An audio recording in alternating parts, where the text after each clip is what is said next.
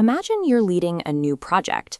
Two different people promise to help, but when the deadline hits, both of them completely ghost you.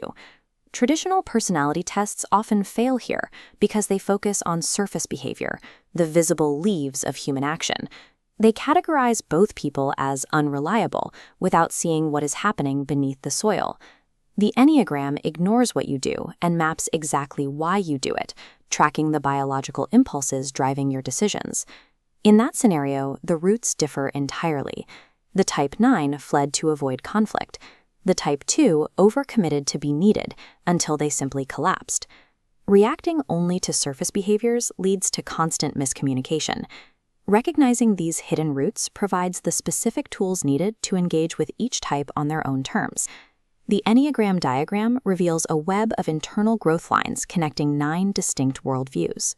Type 1, the perfectionist, is driven by a need to do things the definitive right way. This produces highly disciplined individuals and cultures built on strict compliance and high standards. However, this drive for quality can lead to extreme rigidity. To find balance, the one must follow their growth line and borrow the flexibility of a Type 7. Type 7s are enthusiasts. They are fast-paced, optimistic adventurers motivated by the pursuit of new experiences and the total avoidance of pain. 7s move so quickly, they often jump into action without thinking. To gain perspective, they must slow down and pull traits from Type 5.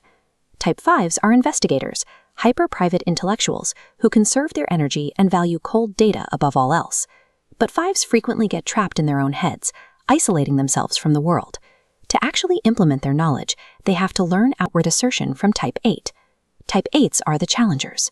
High-mastery 8s use their drive for control to execute massive systemic changes, like moving an entire nation from third world to first world status in a single generation. Every glaring personality flaw points toward the specific strength of another type.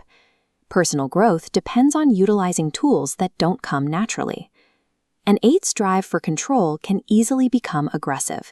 To soften this, they must learn benevolence and empathy from Type 2. Type 2s are helpers. They are selfless nurturers whose self-worth relies entirely on being needed by others. In their rush to support everyone else, 2s often sacrifice their own needs. Survival for them requires borrowing the self-focus of a Type 4. Type 4s are individualists, creative forces deeply attuned to their own shifting emotions and aesthetics. But that internal depth can create moody turbulence that halts productivity. 4s need the ruthless, pragmatic execution of Type 3. Type 3s are achievers. They are hyper-efficient performers whose identity is tied to their productivity and outward success. 3s move so fast, they often cut corners and ignore essential processes.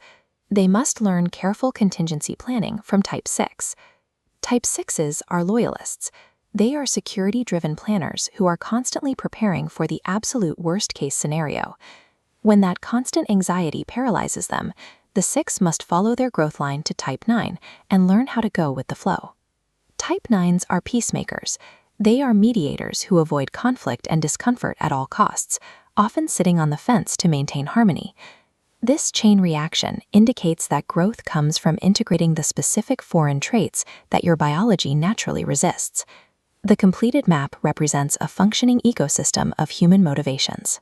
A successful team requires all of these distinct currencies: knowledge, fun, comfort, power, and success, working in tandem.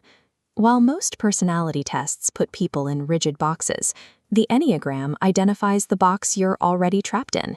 It provides the architectural blueprints needed to break out. The next time someone frustrates you with their behavior, look past the leaves on the surface. Try speaking directly to their roots.